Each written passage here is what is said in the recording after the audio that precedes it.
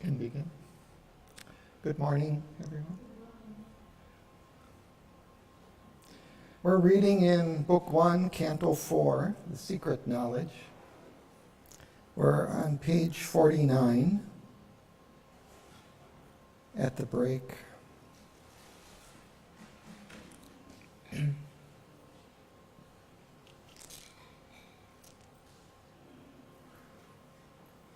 After being introduced to Savitri and King Aswapati, the author here in this canto kind of takes a break, an interlude, in order to give us a kind of perception of reality, of existence, especially of our developing world here. So it's as if the narrator kind of takes over here and there's an interlude in the action.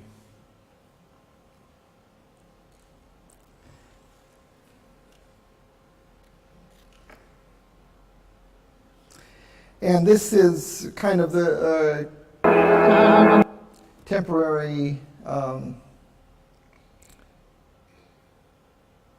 realization of Aswapati in his yoga, which we were taken through in the last canto. And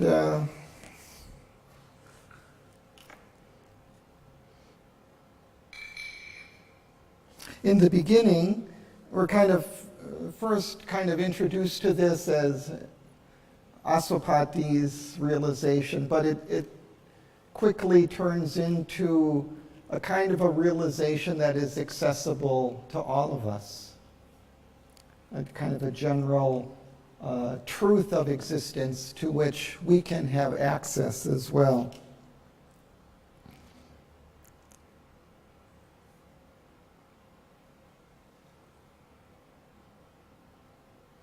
And he was telling us that within our inner being, these truths, these realities of existence, which he is going to be describing, exist within us at all times. So, for example, towards the end of page 46, he says, even when we fail to look into our souls, or lie embedded in earthly consciousness, still have we parts that grow towards the light. Yet are there luminous tracks in heaven serene, in Eldorados of splendor and ecstasy, and temples to the Godhead none can see.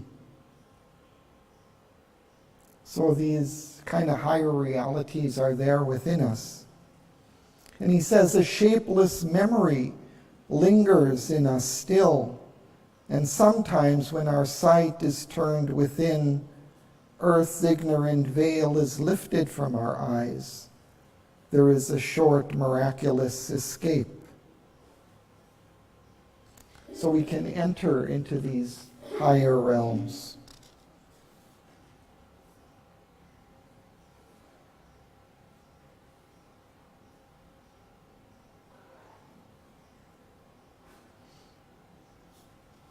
And he was kind of telling us at the end of our last reading on page 49 that these are the heights to which we are evolving, to which we are moving.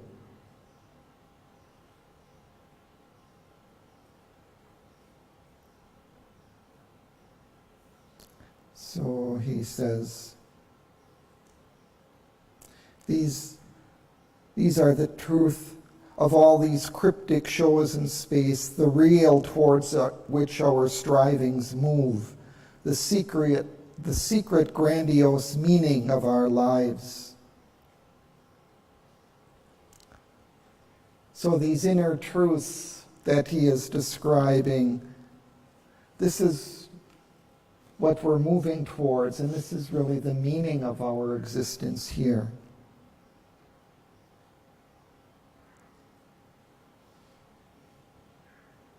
So we will continue from there at the break on page 49. And Tina. He sees the secret things no words can speak. Is the last line. Yeah, he sees the secret things no words can speak, and knows the goal of the unconscious world and the heart of the mystery of the journeying years.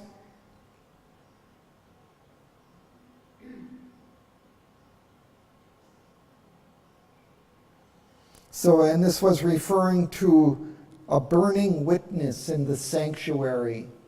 This burning witness is the divine within, deep within us, hidden within us.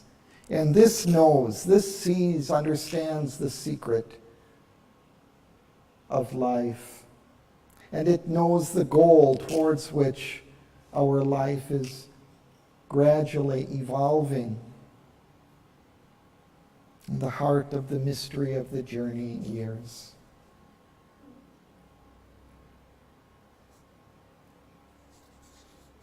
But now he's going to kind of give us a counterpoint to that and how the world normally looks to us.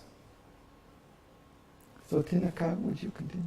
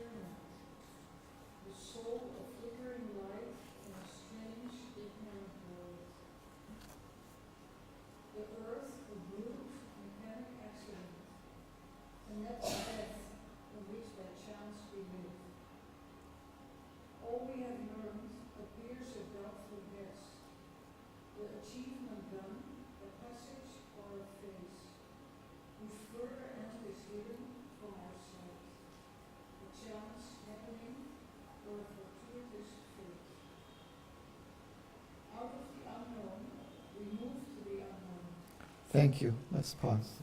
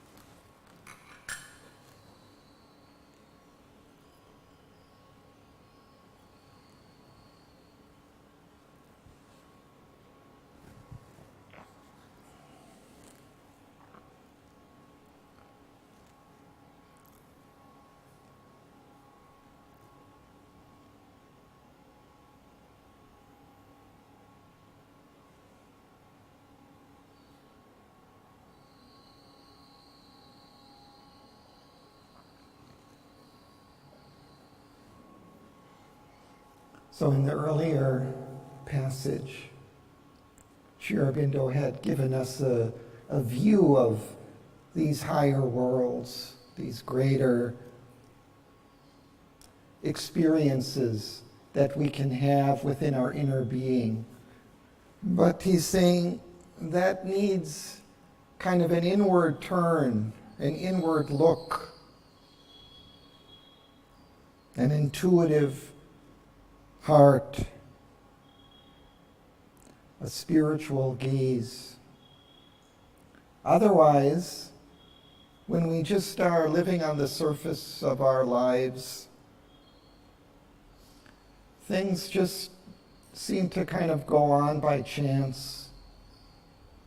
We can't understand really, what is behind all this. We can't see what's moving, the forces that are moving our life here. It seems like some kind of chance or some necessity without aim or cause, or some will which yet we cannot understand what might be behind it.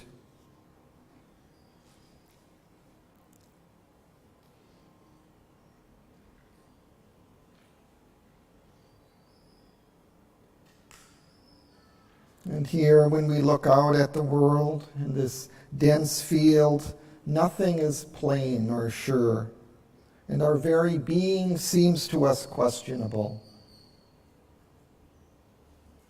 Even science now has kind of thrown everything into doubt. Even the physical world now is no longer really a stable physical world, but just kind of a movement of particles consisting more of more space than matter, and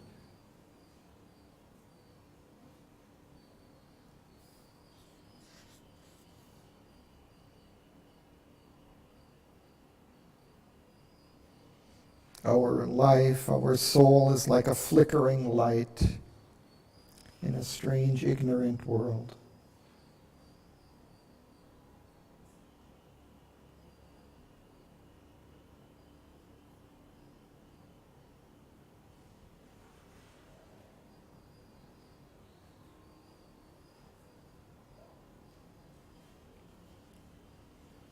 And even what we discover and have learned about life through science, it's all unsure. All those results of the scientific experiments, they're overturned over time with new discoveries. Everything seems to be kind of in doubt. And we don't know what's going to unfold next, where it's going, why it's moving in the way it is. Its further end is hidden from our sight. It's as if it's all just kind of a chance happening.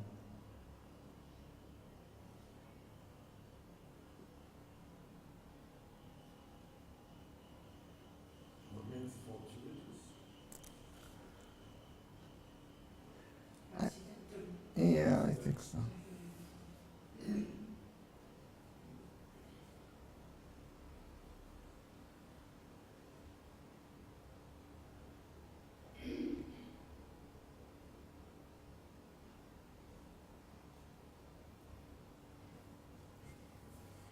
Out of the unknown, we move to the unknown.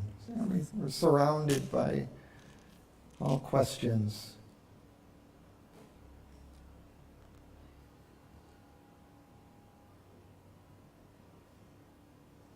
Victoria, would you continue? Ever surround our brief existence here, gray shadows of unanswered questionings.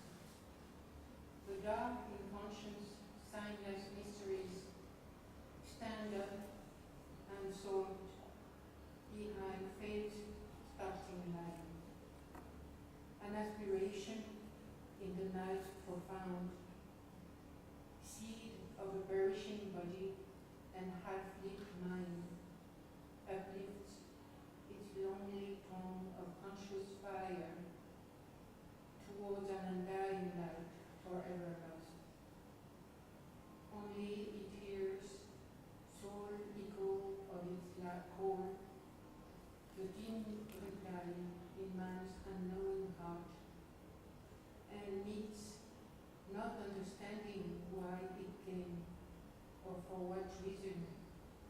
every year, God's sanction to the paradox of life and the return of the immortal's birth in time. Let's pause there.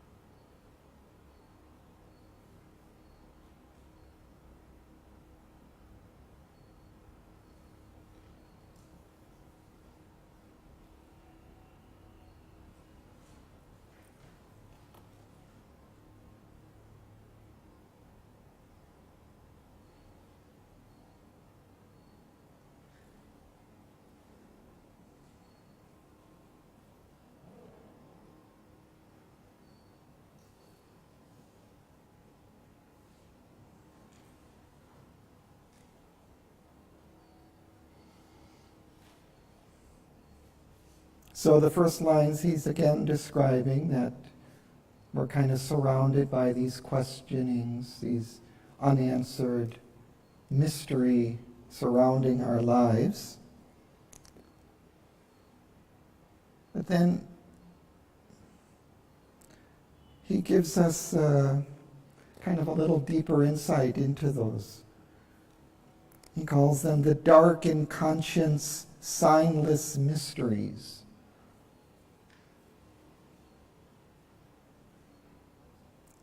Stand up unsolved behind fate's starting line.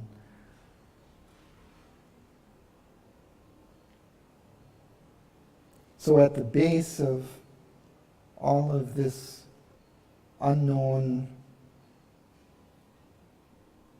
this mysterious kind of unfolding of existence, at the base of that is the inconscient.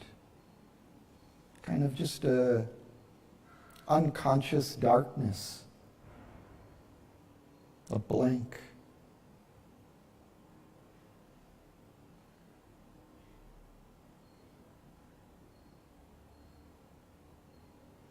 It's all, and what kind of comes out of it is a mystery.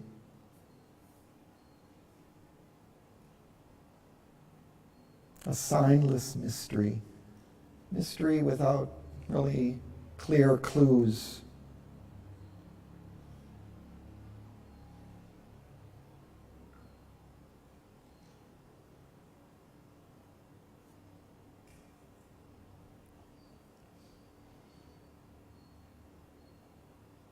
And then he says that there is an aspiration in this night's profound.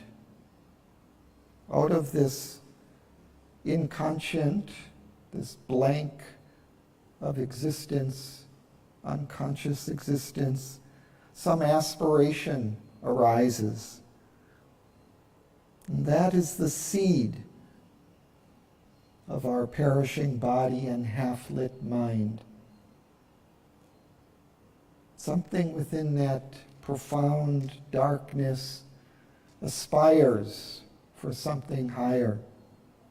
It uplifts its lonely tongue of conscious fire towards an undying light, forever lost.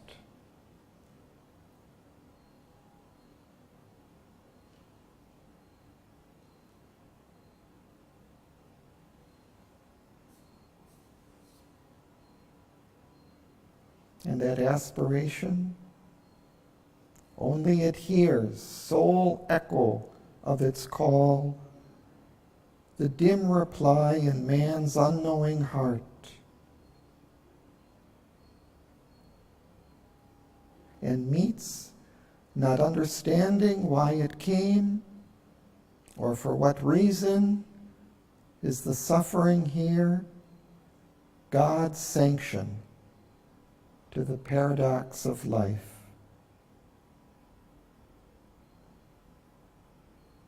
So this aspiration meets in man, kind of unknowing,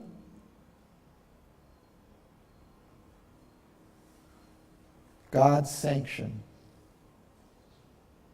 to this paradox of life. Somehow God seems to be allowing, sanctioning all of this suffering, this slow, struggling development. The riddle of the immortal's birth in time. And then he's kind of giving us the secret of what it all is in that line.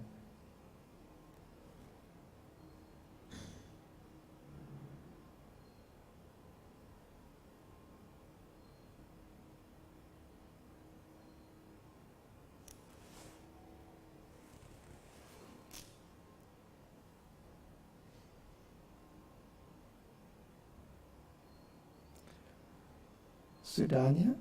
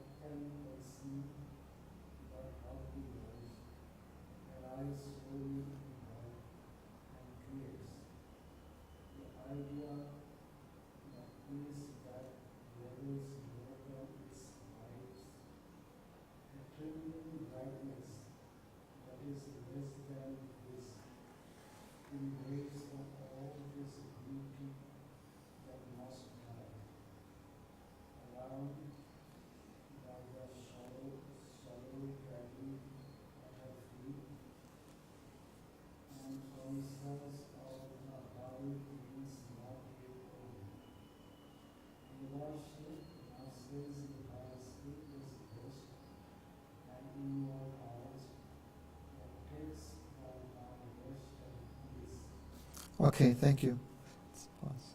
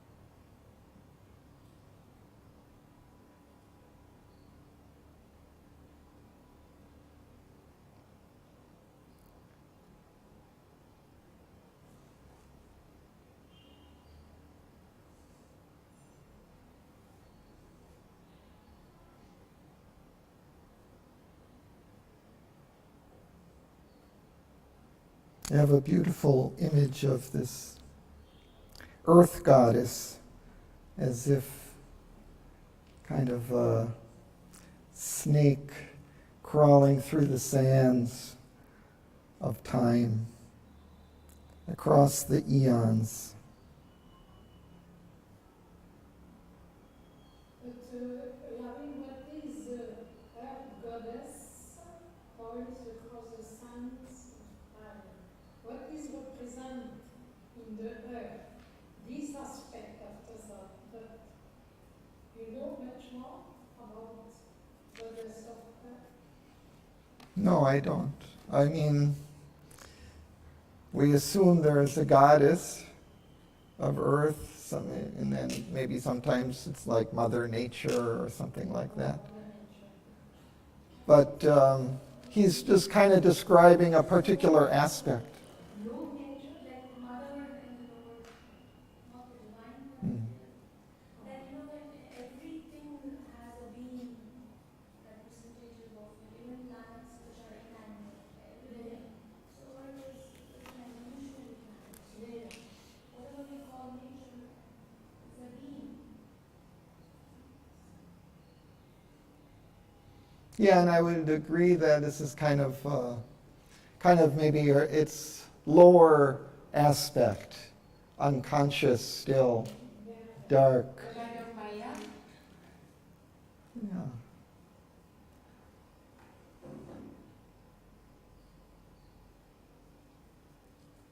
Maya is a little bit more philosophical kind of term, and often kind of associated with mystery or illusion or something, but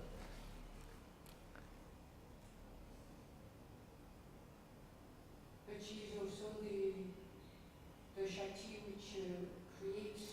yeah.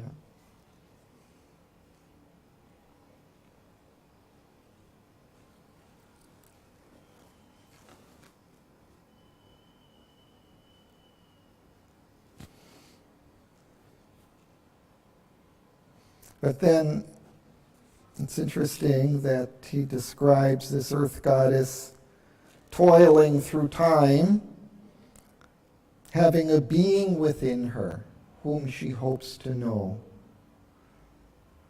So within her depths, she must feel a presence, something. And a word speaks to her heart she cannot hear. Hmm? What?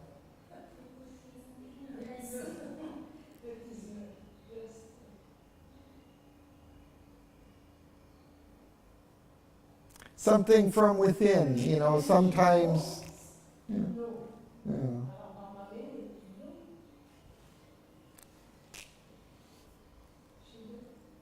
I have a question about 160. Along the path of beyond serpentine.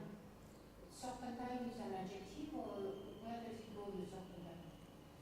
Yeah, it's kind of, Along the serpentine path? Or yeah. along the serpentine path? Curving. Even these endless eons, they go in this way.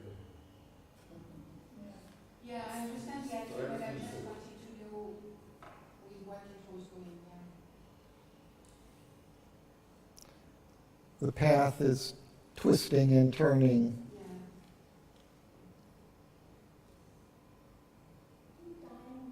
Time and evolution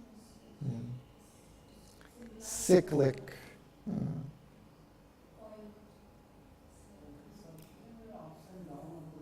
Yeah, things don't move in a straight line. They kind of go up and down and around, circle back.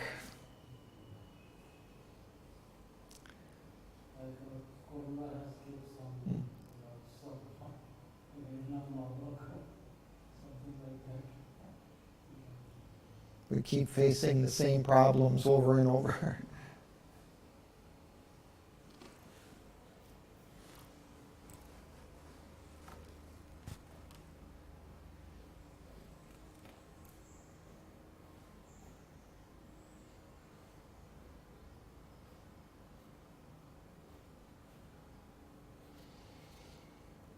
So something in her, deep within, kind of is egging her on to continue to move as if there's some kind of secret yet to discover or a greater life yet to find.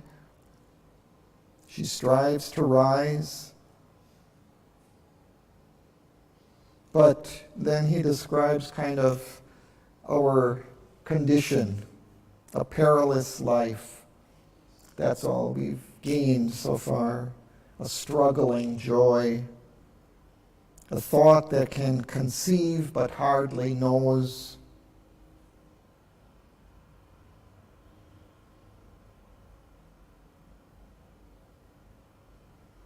The idea, the speech that labels more than it lights. You put names on things, but it doesn't really explain them often.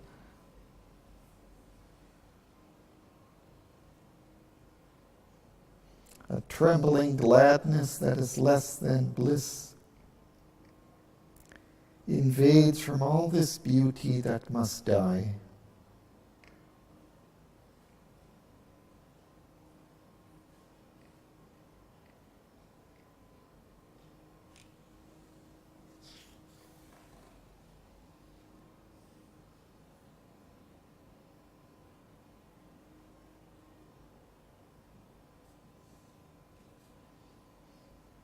Ever she nurses in her sleepless breast an inward urge that takes from her rest and peace.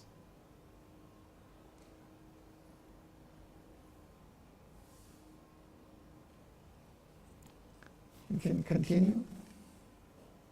Sir, would you like to continue from the fourth line?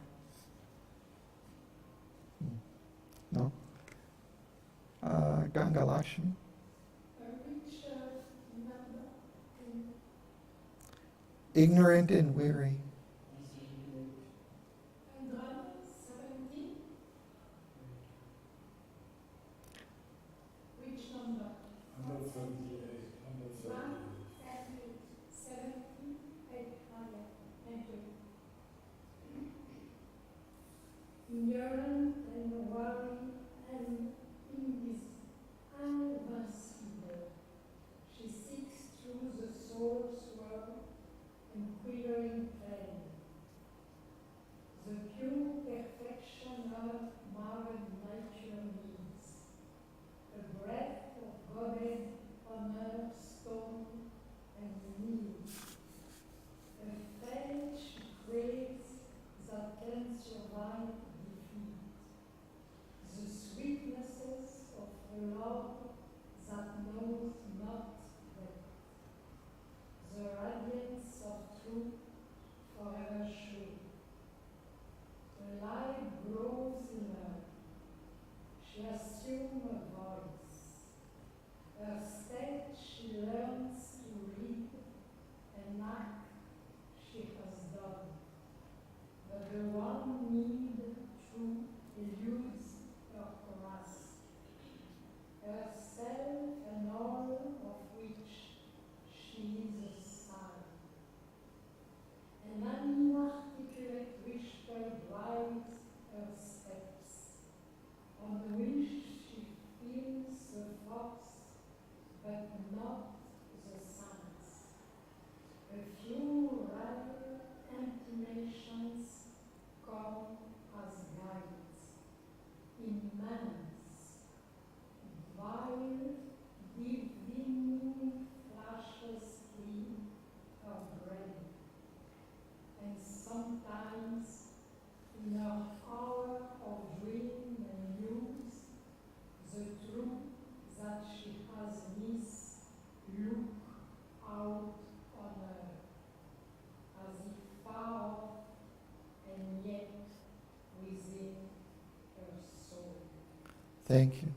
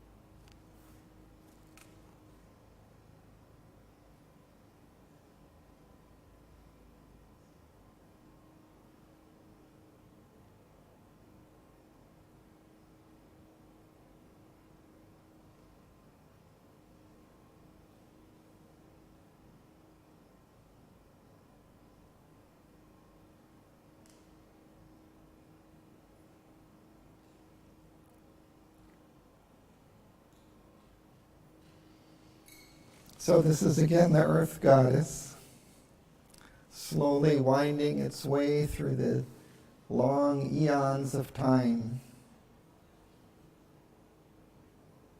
Ignorant and weary, and yet invincible,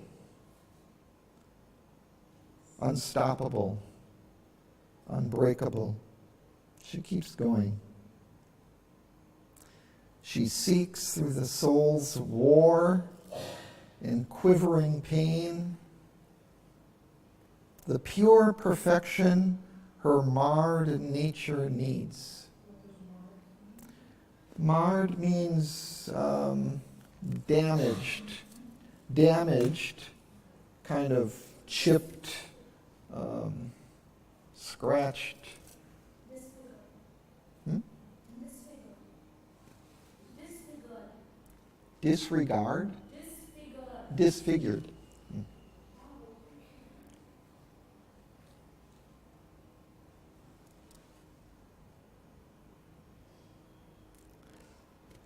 I thought I was linking it with mud, like muddy. Marred? No. Marred is kind of, it's damaged, it's chipped, it's Okay. scratched. And I don't know why, but the ignorant and wary and invincible made me think about the worms in the film June, you know?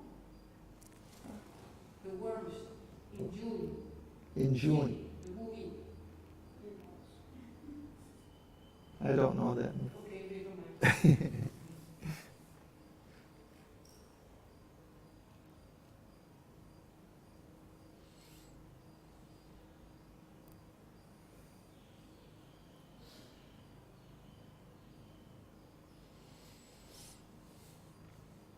But this slow evolution, it's very difficult. The soul's war and quivering pain gives us some adjectives to touch us with the difficulty. But through all of that, she's seeking some kind of perfection.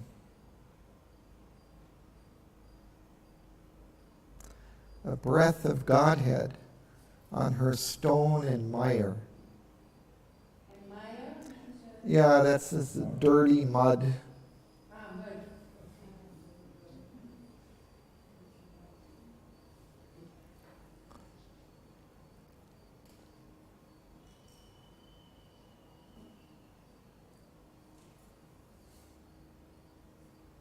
A faith she craves that can survive defeat.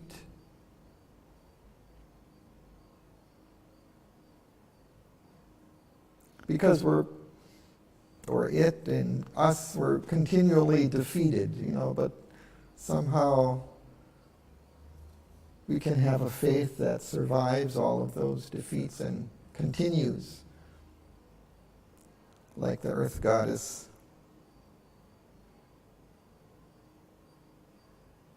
And we seek this sweetness of a love that knows not death.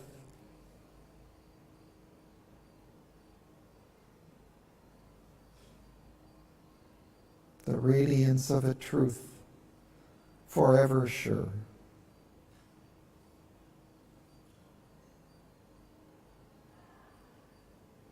And slowly, through the long time, a light grows in her, and she assumes a voice. This is maybe a stage of humanity. Her state she learns to read, and the act she has done. But still, the one needed truth eludes her grasp. She still cannot find that truth she is seeking, that perfection,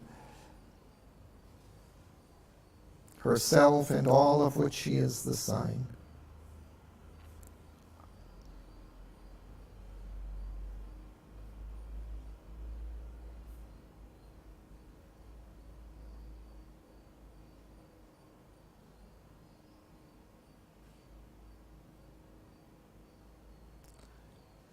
Nitya, would you continue?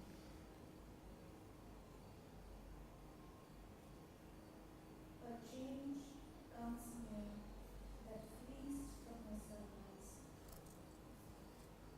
and ever postponed compels attempt and woe, yet seems too great for mortal bow to dare.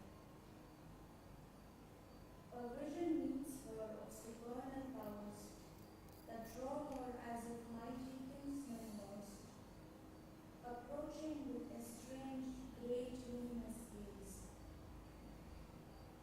Then is she moved to all that she is born, and stretches arms to what was never hers, outstretching arms to the unconscious world. Passionate she prays to invisible forms of gods, soliciting from dumb fate and toiling time what most she needs, what most exceeds her scope. A mind unvisited by illusion's gleams, a will expressive of soul's deity, a strength not forced to stumble by its speed, a joy that drags not sorrow as its shape.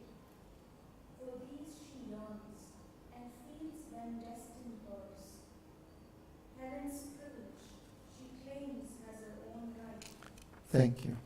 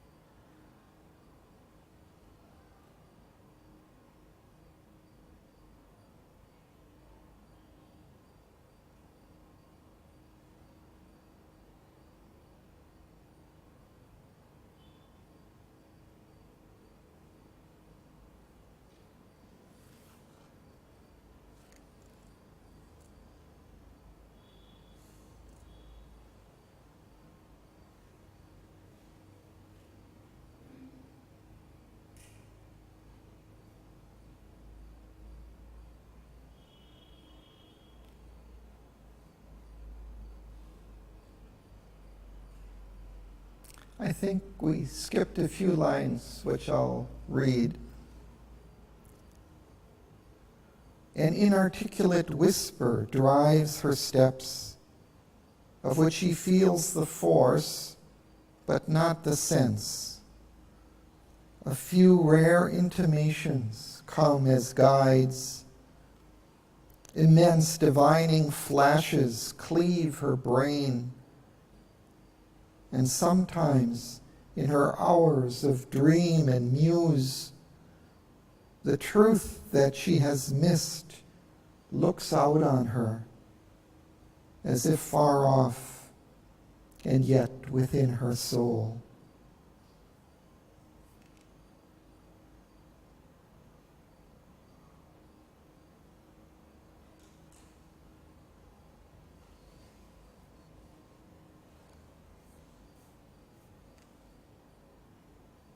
So again, he's describing this progression of the earth goddess through the sands of time, and we've kind of come to the human stage.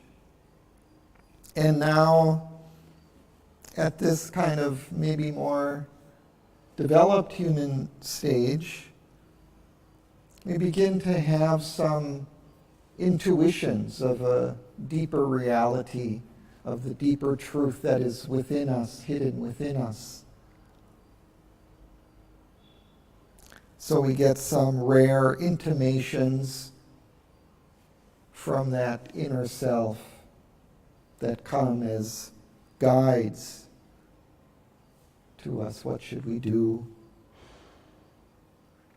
Or even immense divining flashes cleave her brain. You might have strong flashes of insight, intuition, light coming. This verse is really very strong. Man's divine flashes cleave our brain. Wow.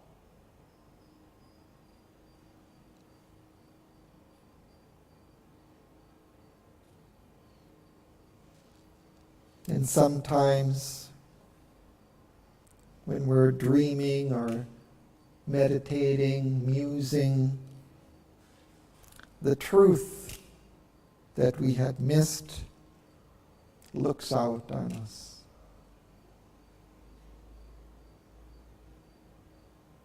As if far off and yet close within our soul.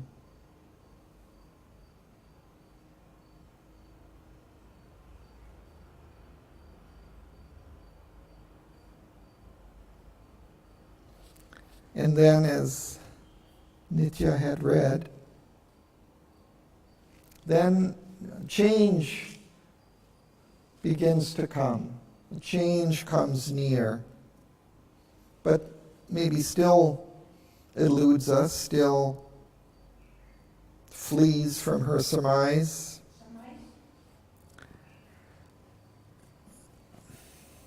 Contemplate Assumption.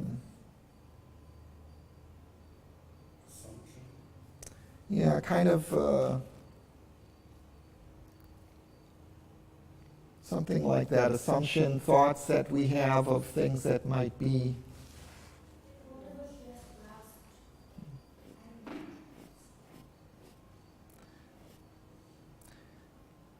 Yeah, it's kind of questionable grasping, though. It's like it's not real firm.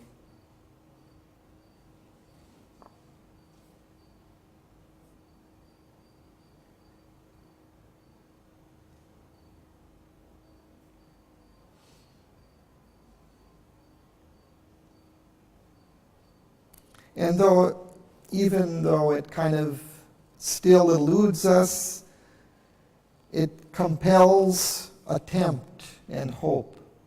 It still urges us to go on. We have some sense of something deeper within us, pushes us to keep going, keep looking.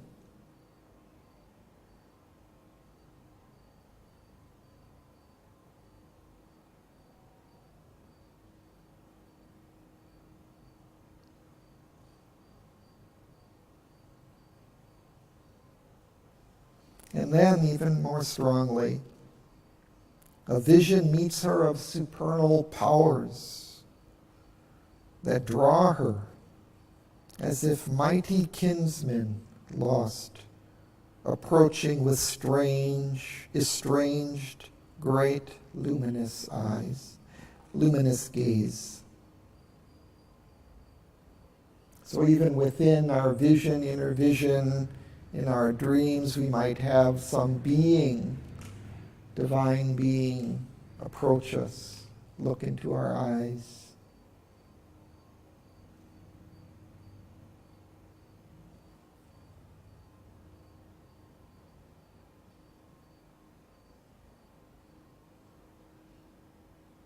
Then is she moved to all that she is not, and stretches arms to what was never hers.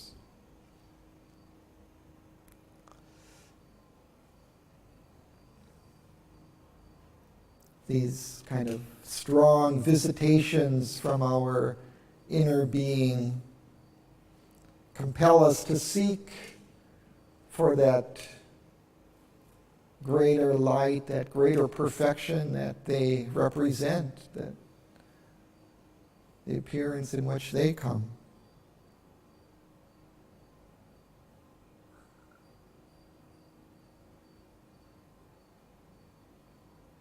Then, passionate, she prays to invisible forms of gods,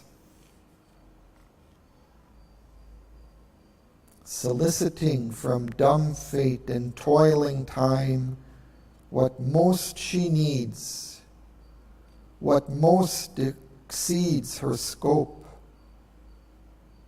A mind unvisited by illusions gleams.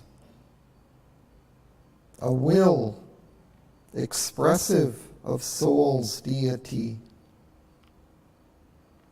A strength not forced to stumble by its speed. A joy that drags not sorrow as its shade.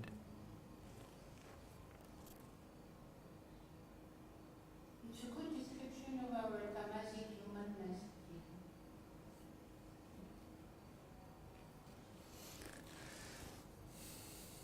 Well, I wouldn't call it tamasic though, because it's that part in us that's praying for these things.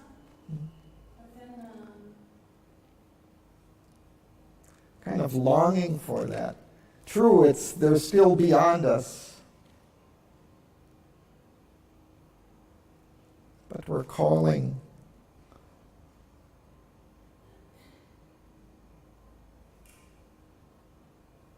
Passionate she prays.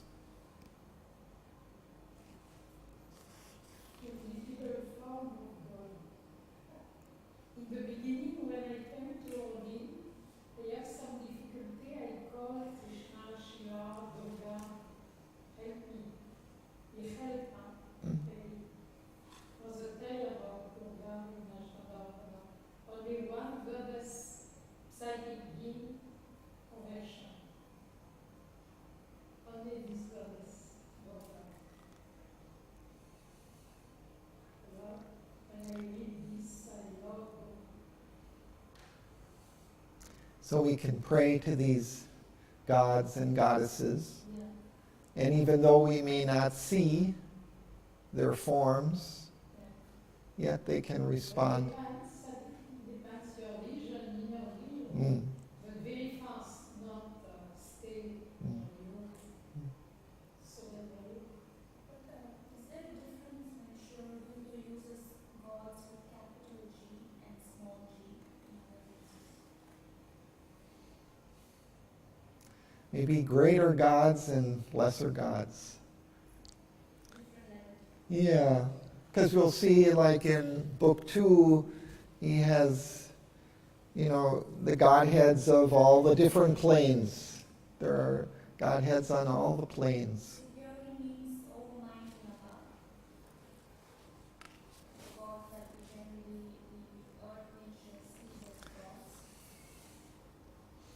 Yeah, generally it's true that they talk of the overmind as the world of the gods. So those are the higher gods.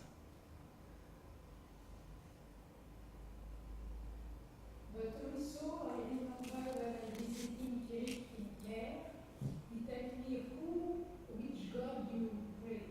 I tell Krishna, I prefer Krishna. He tells Shiva and Krishna is one. Shiva? Shiva and Krishna is one. Read in poetry of Auroville. And suddenly I discovered, wow, it's incredible. It turned just like that. It's incredible. Alors suddenly give me knowledge about God, also especially about Krishna and Shiva. Alors I learned from him, not only, but life is like that. Wasn't there a time when Sri Aurobindo also signed his name Shiva and Kali, I think. Krishna and Shiva. No, Krishna Kali. No, he signed it as Kali Kali. Krishna. Kali, Initially he also identified with goddess Kali. Yeah. As Kali in the beginning. But I am sure he's one. For me. Kali, but Krishna is In not. essence, it is one.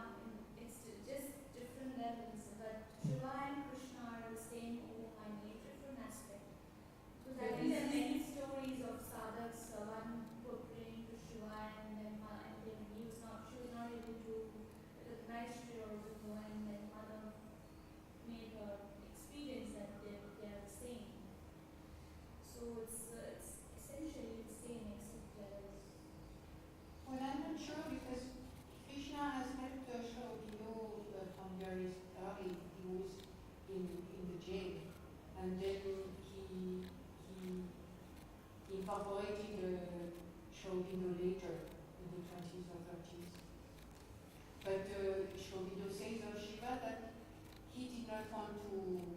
reincarnate now, and he's waiting for the Yeah. supermind to be For transformation. already there. Mhm. So, Mhm.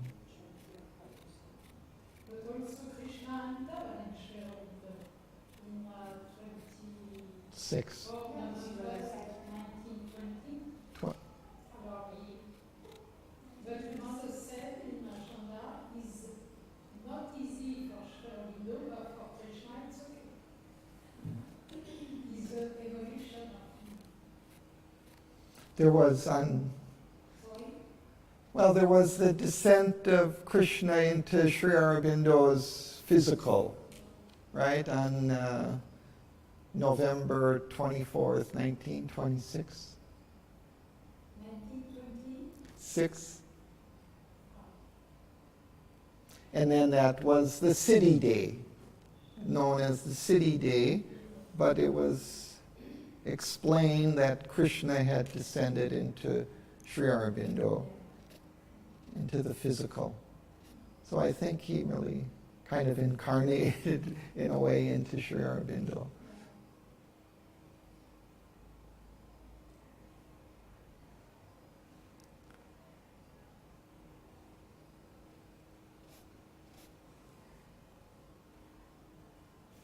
But here,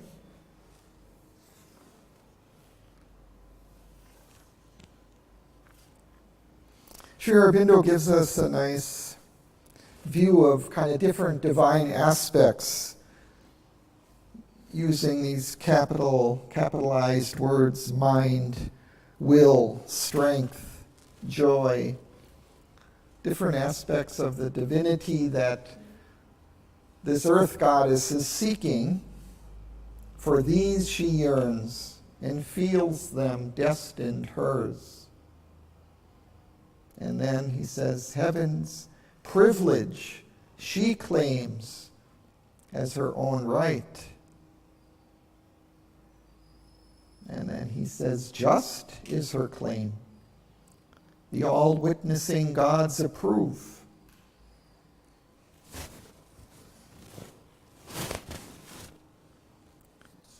Clear in a greater light than reason owns, our intuitions are its title deeds. Our souls accept what our blind thoughts refuse.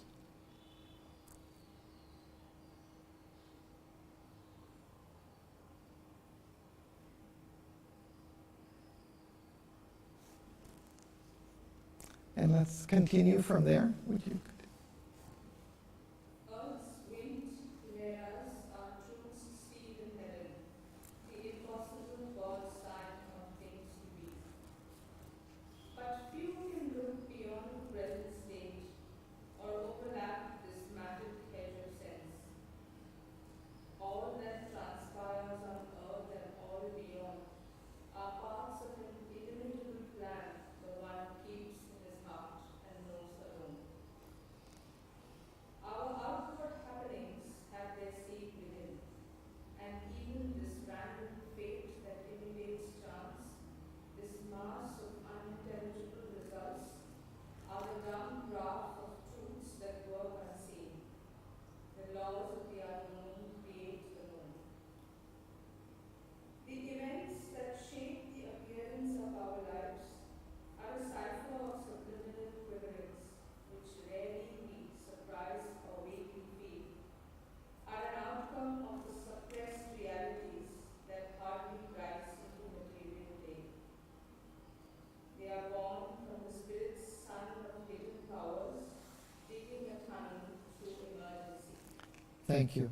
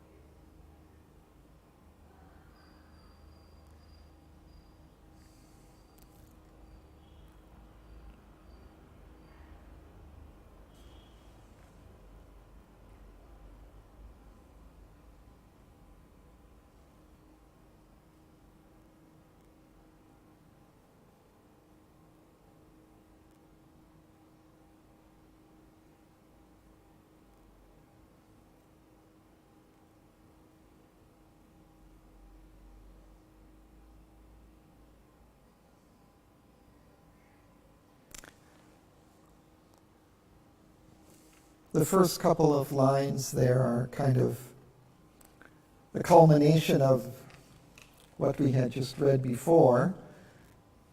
This earth goddess kind of claiming these divine qualities for itself. So here he's saying, earth's winged chimeras are truth's steeds in heaven, the impossible God's sign of things to be. Now these chimeras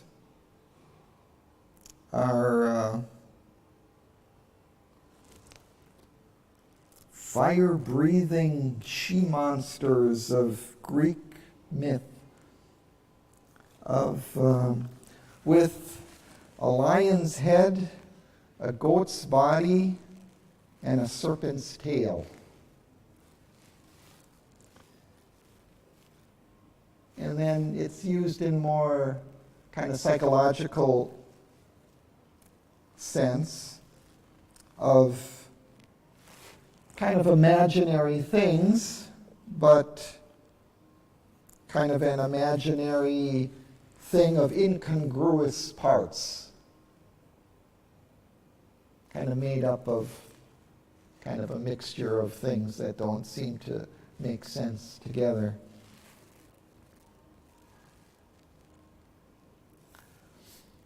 So these kind of fantasies that we may have of love without death, or truth, mind unvisited with illusions, joy that drags not sorrow as its shade, all these things that we kind of fantasize for. These are like these chimeras. But there are truth steeds in heaven. These are actually things that are there as truths in heaven. We claim them for ourselves, but they are truths. And things that will one day be true here on earth.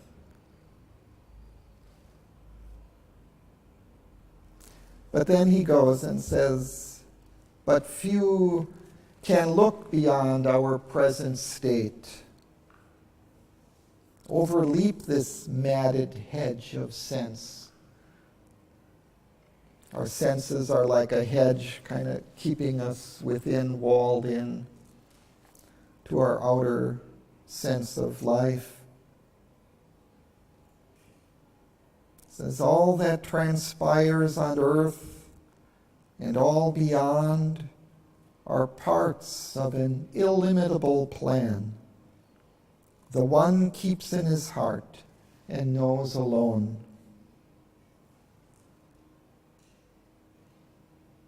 So all of this on earth and all in heaven, these truths above and these fantasies we have here on earth, they're all parts of one plan that the divine alone knows.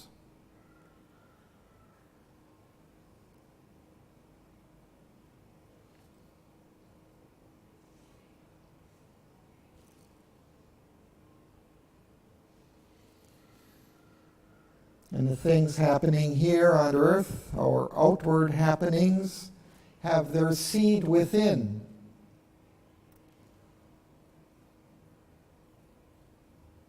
They have their truths within. And even this random fate that imitates chance, this mass of unintelligible results, are the dumb graph of truths that work unseen. They're kind of signs of a truth that is unfolding, working, unseen. The laws of the unknown create the known.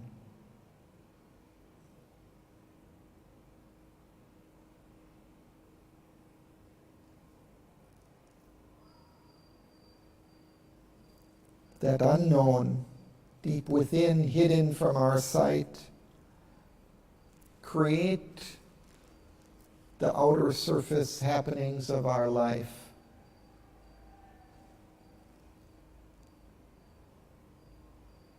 The events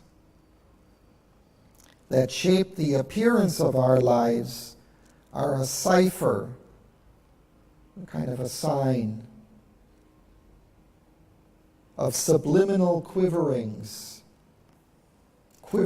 from within our inner being, which rarely we surprise or vaguely feel. They are an outcome of suppressed realities that hardly rise into the outer world, into the material day.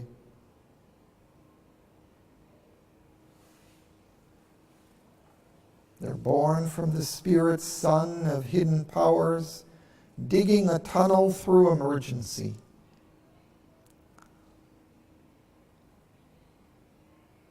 Sometimes these inner realities find a way, dig a tunnel out, and get some kind of expression in the outer life.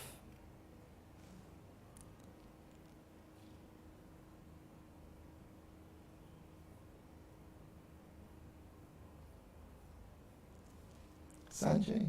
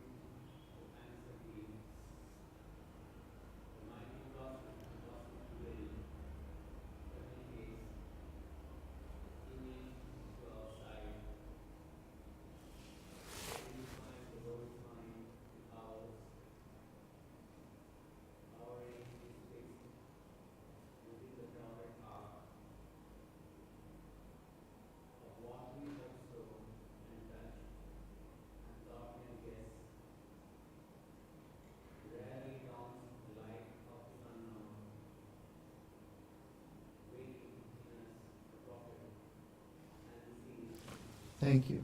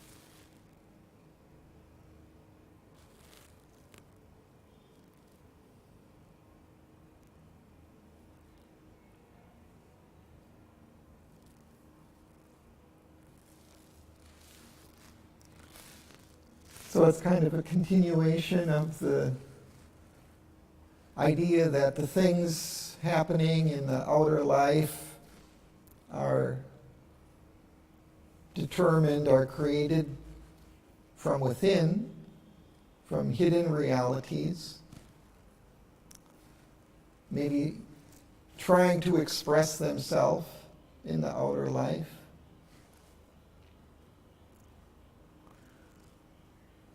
But normally, that vision of those realities are hidden from our sight.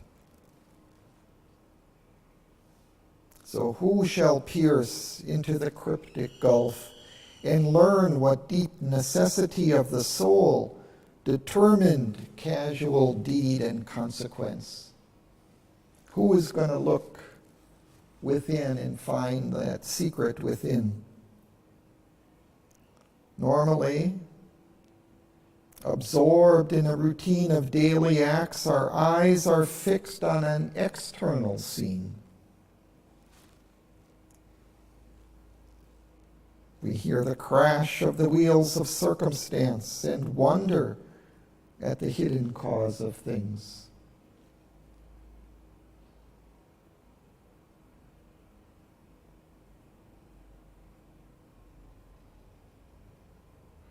Why these wars?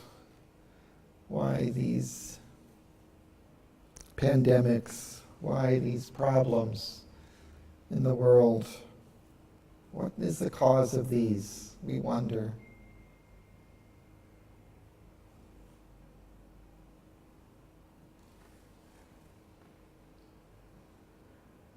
And he says, yet a foreseeing knowledge might be ours if we could take our spirit's stand within. If we could live within our inner being. If we could hear the muffled daemon voice.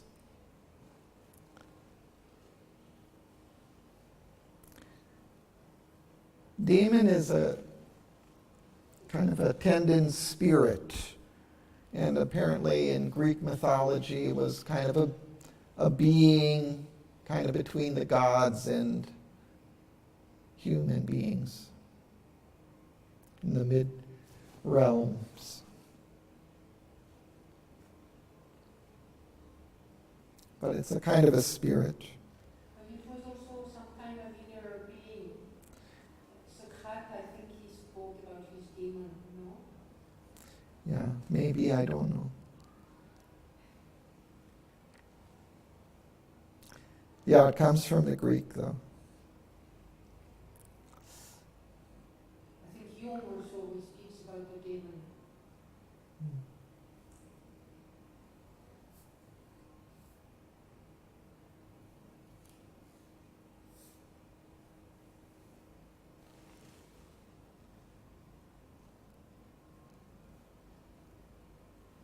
He says, too seldom, but seldom is the shadow of what must come cast in an instant on the secret sense.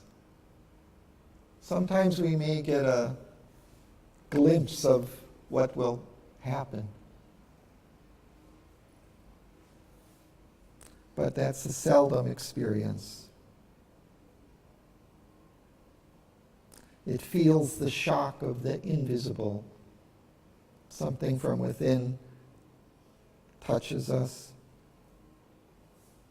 And then, seldom in the few who answer give, the mighty process of the cosmic will communicates its image to our sight, identifying the world's mind with ours.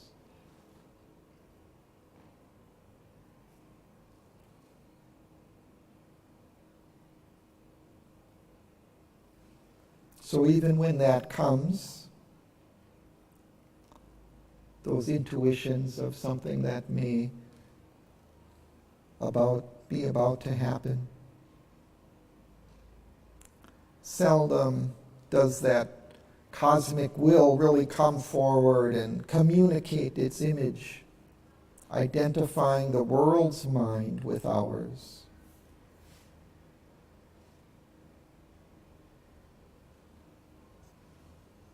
Normally, our range is fixed within the crowded arc of what we observe and touch and thought can guess. Rarely dawns the light of the unknown waking in us the prophet and the seer.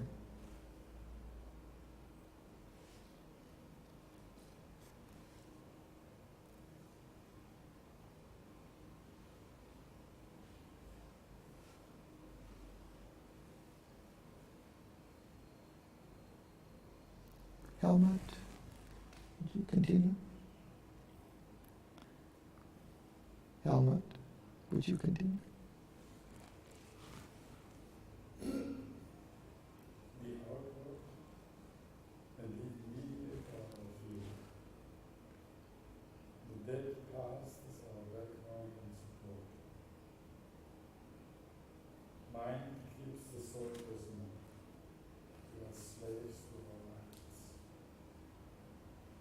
We cannot feel our days to reach wisdom's sun. Inheritor of the brief animal mind, man, still a child in nature's mighty hands, in the succession of the moments, where changing present is his never right. His memory stares back at the phantom past, the future flees before him as he moves. He sees imagined garments, not a face.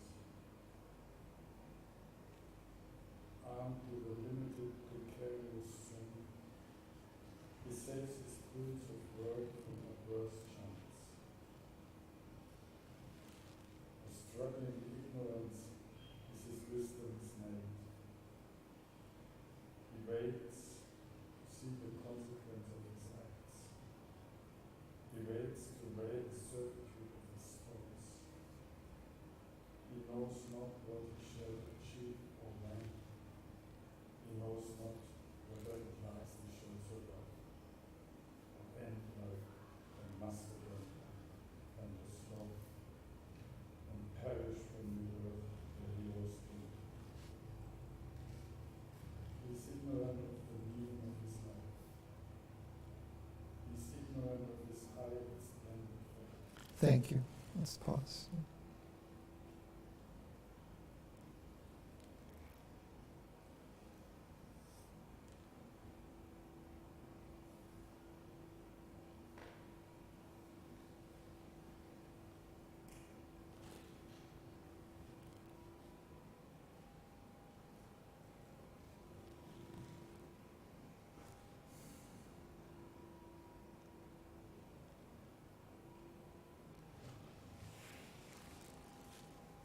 What is the difference between slaves to our acts and slaves of our acts?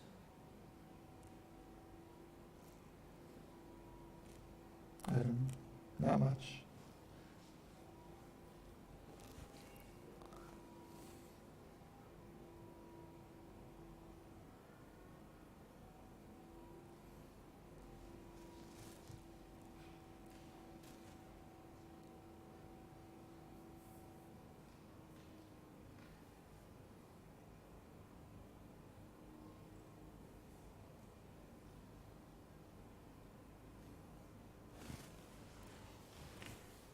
So Sri Aurobindo is giving us a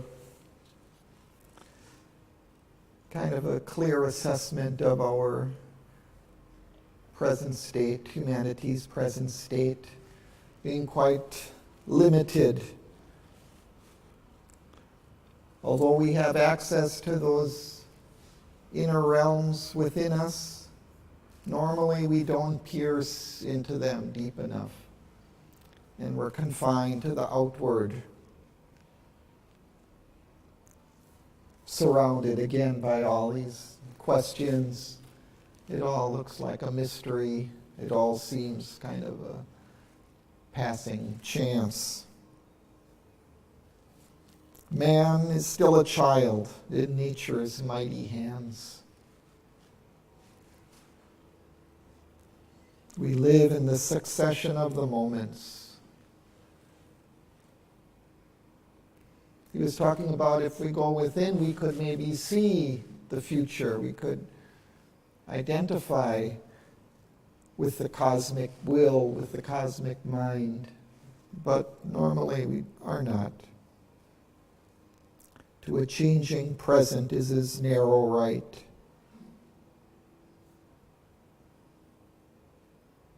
Even the past, it's a phantom past. Can hardly remember what happened. The future is unknown. We have a limited, precarious strength, or just try to kind of preserve the fruits of our work, of our labors.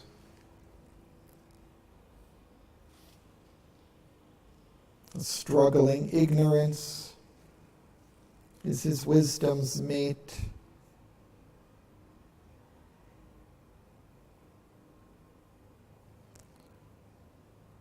We have to wait to see the consequence of our acts.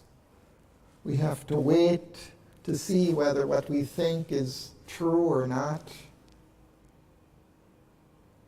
We know not whether we're going to achieve something or not. We don't even know whether mankind will survive or become extinct like the mastodon and the sloth and perish from the earth where we were king.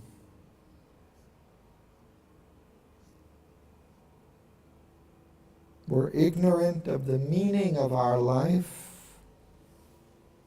and ignorant of his high and splendid fate.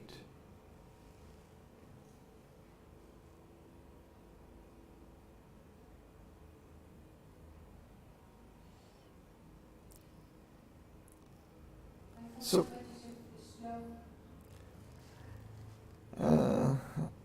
I don't know. It's a kind of a, yeah, it's slow moving, but that's about all I know. But you didn't forget what you must have done.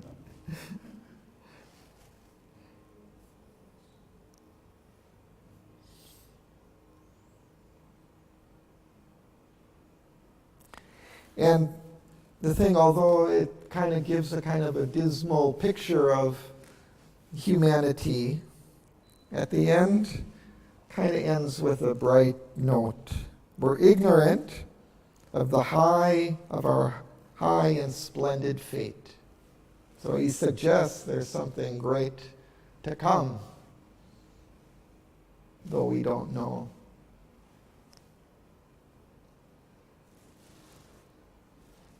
But when you have, sometimes not every day, but a vision of the future, it's difficult to stay in the, when you have a jazzy nature, it's difficult to stay.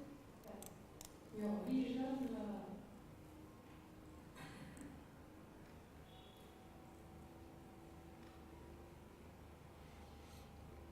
living the moment sometimes is very, very difficult for everybody. But you have vision and stay there is,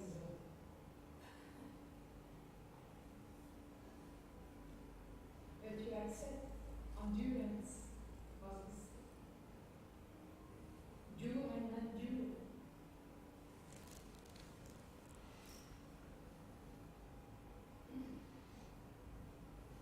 Sometimes we may just get a brief glimpse of something, what will happen. There was somebody came to my house a few days back. He was kind of upset because he had kind of a dream or vision or something of an accident, and then he witnessed that accident later in the day.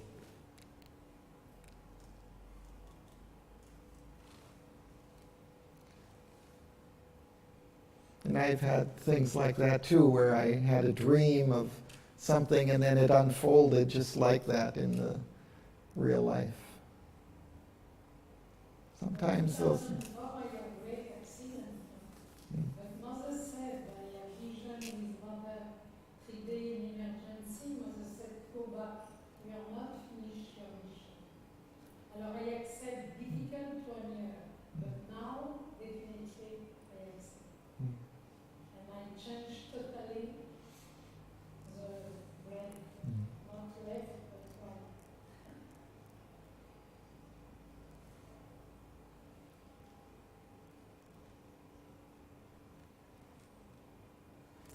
So we'll stop.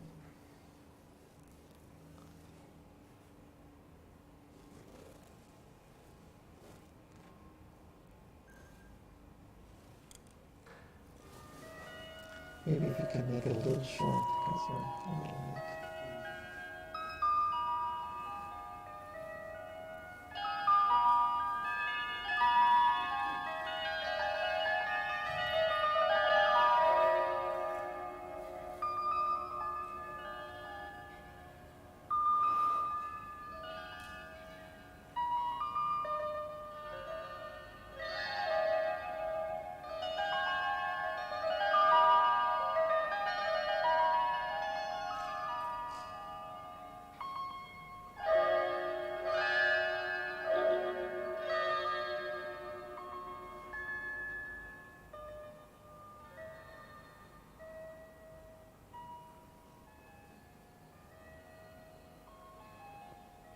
A shapeless memory lingers in us still, and sometimes when our sight is turned within, earth's ignorant veil is lifted from our eyes.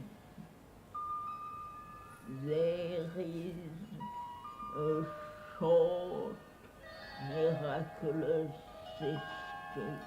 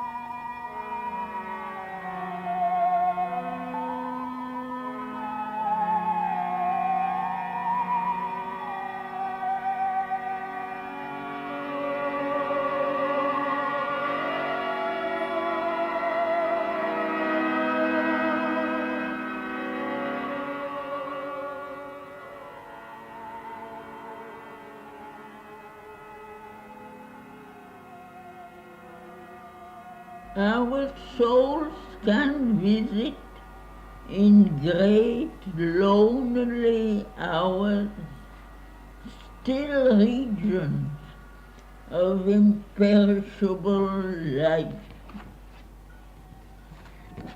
all seeing eagle peaks of silent power, and moon flame oceans of swift, fathomless bliss and calm immensities of spirit space.